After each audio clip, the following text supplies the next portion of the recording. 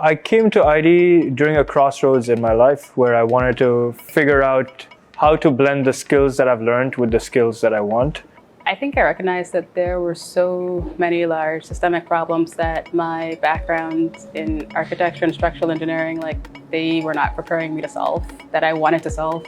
And so when I found ID, the curriculum was really what drew me to ID. Because of their unique mix of the dual degree of MBA and design. I had a background in design, but I realized that it was very implementation-focused design. It was not around design strategy.